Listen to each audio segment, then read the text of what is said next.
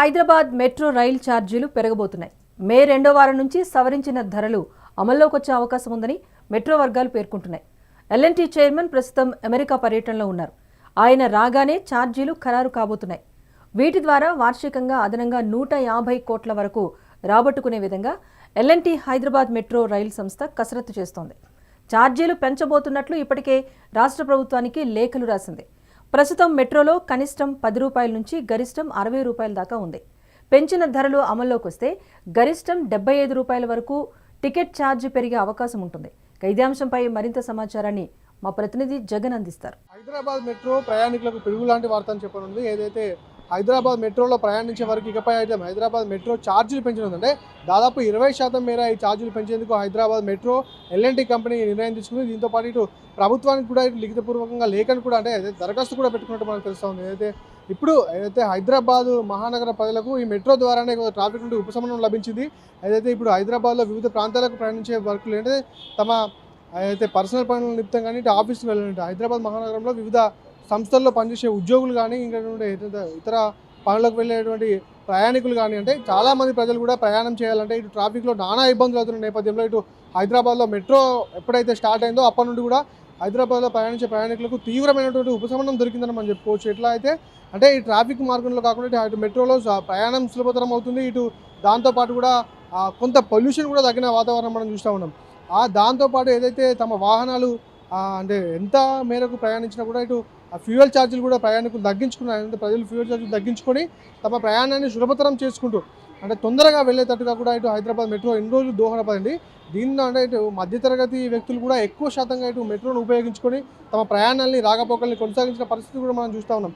అంటే ఇప్పుడు ఈ మెట్రో ఛార్జ్ ఏదైతే పెంచడం వెనుక పెంచడం జరిగితే కూడా ఇటు ప్రయాణికుల పైన కూడా భారం పడే ఉద్దేశం అంటే ఇప్పటికే హైదరాబాద్ మెట్రో ప్రకటనల ద్వారా కూడా అటు కార్పొరేట్ సంస్థలకు ఏదైతే అద్దెకిచ్చినట్టు భవనాల్లో కొద్ది మెట్రో స్టేషన్లో కొద్ది షాపులకు అద్దెకిచ్చిన దాంట్లో కూడా అటు ఆదాయాన్ని సమకూర్చుకునే ప్రయత్నం చేస్తూ ఉంది. దాంతోపాటు కూడా అంటే దాదాపు 1500 కోట్ల రూపాయలు కూడా ఇటు మెట్రోకు ఏదైతే షాపులు అద్దెకి ఇవ్వడం ద్వారా కానీ ఇటు కమర్షియల్ కాంప్లెక్స్ల ద్వారా ఇటు అడ్వర్టైజ్మెంట్ల ద్వారా కూడా అటు ఆదాయం వస్తున్న నేపథ్యంలో దాదాపు 2000 కోట్ల వరకు ఖర్చు అవుతుంది. ఇటు మెట్రోకు కొంత నష్టం కూడా వాటిల్తుందని ఇటు హైదరాబాద్ మెట్రో సంస్థ మరియు ఎల్ఎన్టీ కంపెనీ భావించిన నేపథ్యంలో హైదరాబాద్ మెట్రో ఏదైతే ట్రైన్ ఛార్జీలను పెంచి ఏదైతే ఈ నష్టపోతున్న ఏ సొమ్ము అయితే ఉందో దాన్ని ప్రయాణికుల దగ్గర నుంచి రాపట్టుకునే ప్రయత్నం ఇటు హైదరాబాద్ మెట్రో సంస్థ చేస్తున్నట్టుగా మనం సంస్థ చేస్తూ ఉందంటే అక్కడ నుంచి రాబట్టుకోవాలి, ఏదైతే ప్రయాణికుల దగ్గర నుంచి రాబట్టుకోవాలని ఇటు హైదరాబాద్ మెట్రో సంస్థ భావిస్తుంది. దీనికి తగ్గట్టు కూడా అటు ఎల్ఎన్టీ సంస్థ కూడా అలానే భావిస్తుంది.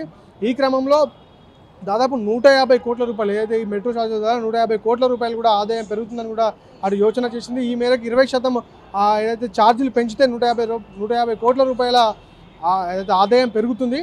దాని ద్వారా ఇటు మెట్రోలో ఉన్నటువంటి నష్టాన్ని పూడ్చుకోవచ్చని కూడా ఇటు హైదరాబాద్ మెట్రో సంస్థ అటు ఎల్ఎన్టీ కంపెనీ కూడా భావిస్తూ ఉన్నాయి. అంటే దీనివల్ల ఇప్పుడు ఏదైతే నష్టాన్ని పూడ్చే విషయాన్ని పక్కన పెడితే ఇటు సులభతరంగా ప్రయాణిస్తున్న ప్రయాణికులు ఏదైతే తమ ఆఫీసులకు కానీ వివిధ పనుల నిమిత్తం ఇక్కడ నుంచి మెట్రోలో ట్రావెల్ చేసే ప్రయాణికులకు ఇక్కడ నుండి ఈ పెరిగిన భారం కాస్త ఇబ్బంది పెట్టేదనగా ఉండండి. ఇప్పుడు గరిష్టంగా ఏదైతే కనిష్టంగా 10 రూపాయల నుండి గరిష్టంగా 60 రూపాయల వరకు టికెట్ ఉంది. ఒకవేళ ఈ పెరిగిన ఛార్జీలు కనుక అమల్లోకి వస్తే ఈ మే 2వ వారం నుండి ఏదైతే అమల్లోకి వస్తాయనుకుంటున్నారో ఒకవేళ అలా అమల్లోకి కూడా వస్తే 75 రూపాయలు ఆ ఛార్జ్ పెరిగే అవకాశం కూడా ఉంది. దీనివల్ల అంటే ప్రయాణికులకు కొంత భారం అయితే వారిపైన పడనుంది. అంటే ఇప్పటివరకు మనం ఒక సులభతరంగా ఇటు మెట్రోలో అంటే చాలా పనుల నిమిత్తం ఇటు హైదరాబాద్ సిటీలో ప్రయాణించే వాళ్ళు, సిటీలో ఉన్నవారు కానీ సిటీలో వివిధ పనుల నిమిత్తం వచ్చిన వాళ్ళు కూడా కానీ అంటే వివిధ ప్రాంతాలకు వెళ్ళాలంటే ఇటు మెట్రో ఉన్న ప్రాంతాల్లో కూడా తీవ్రమైన ట్రాఫిక్ హైదరాబాద్ ట్రాఫిక్ మనకు తెలిసిందే. ఇటు అతి తీవ్రమైన ఈ ట్రాఫిక్ను తట్టుకునేందుకు మెట్రో కాస్త ఉపకరిస్తున్నటువంటి నేపథ్యంలో ఇటు మెట్రో ఛార్జీలు కూడా పెరగడం వలన అంటే ప్రయాణికులు హైదరాబాద్ నగరంలో ఉన్నటువంటి ప్రయాణికులు ఎవరైతే ఉన్నారో కాస్త ఇబ్బంది పడే పరిస్థితి కూడా మనకు కనిపిస్తూ ఉంది. కెమెరా పర్సన్ రంజిత్తో జగన్, మెట్రో నుండి.